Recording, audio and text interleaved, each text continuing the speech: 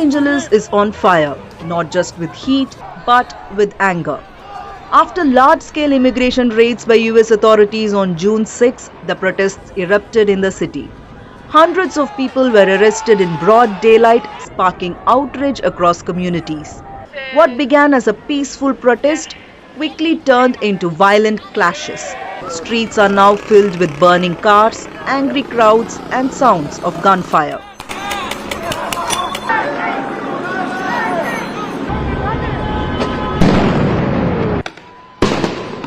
In response, the Trump administration has sent in hundreds of Marines and 4,000 National Guard troops to control the situation. But tensions keep rising.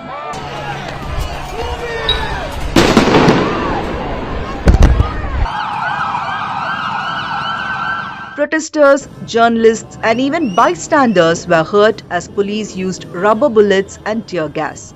California Governor Gavin Newsom said in his latest statement that about 220 people were arrested.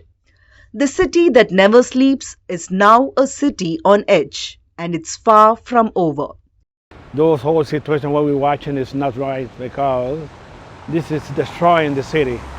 So we want the better for the city, and not because for different circumstances the people going to do something, change their direction. This is not the point.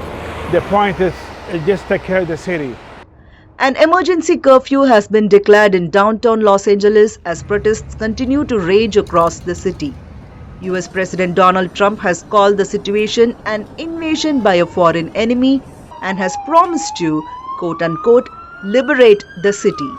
He says the military will stay in Los Angeles until law and order is fully restored. A very simple rule of engagement. If they're dangerous, if they're throwing concrete or bricks, if they're spitting in the face of the police or whoever's in front of them, if they're punching people, if they're doing all of the things that you see done for the last 3 nights, that I would say is engagement. We need to keep our city straight. I want to save Los Angeles. And Newsom is totally incompetent. He's not going to do it. Look at the fires he had.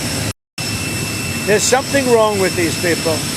All I want in terms of engagement, I just want to see peace. If there's peace, we get out. If there's even a chance of no peace, we stay there until there's peace. And a lot of people are being arrested.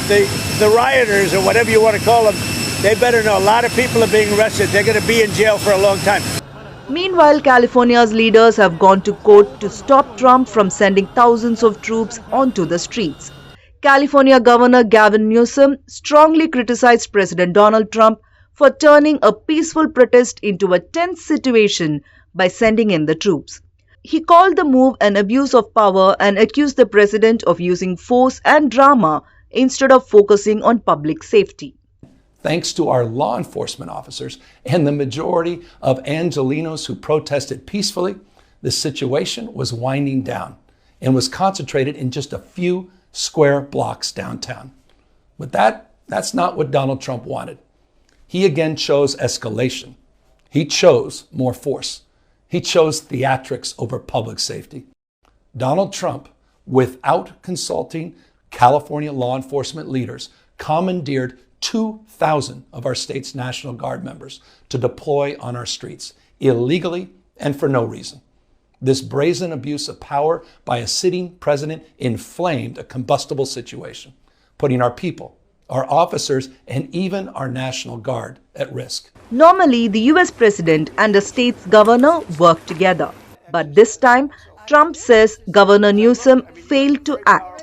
California is a Democrat stronghold. With 43 of its 52 House representatives being Democrats, politics is clearly playing a big role. So what happens when the president and governor are not on the same page? Most of the times, the president and the governor have been on the same page. But in this instance, Mr. Trump claims that Governor Newsom has not really acted in the interest of quelling the disturbances, and that is not a good in a happening as far as California is concerned or as far as Los Angeles is concerned. But again, there are political implications. It's a very tricky situation, and this is not a situation in which anybody can claim a quick victory and walk away with it.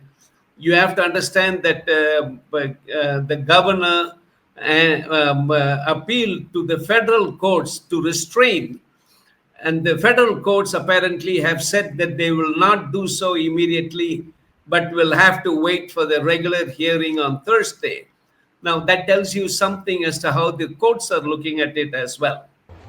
Sridhar Krishnaswamy points out that past developments of federal troops in California, that is, during the 1992 Rodney King riots, 2020 George Floyd protests, and civil rights unrest in the 50s and 60s, the state usually saw coordination between presidents and governors. But the current Trump-Newsom clash is different, with clear political friction. This makes the situation more complex, especially given the dominance of Democrats in California.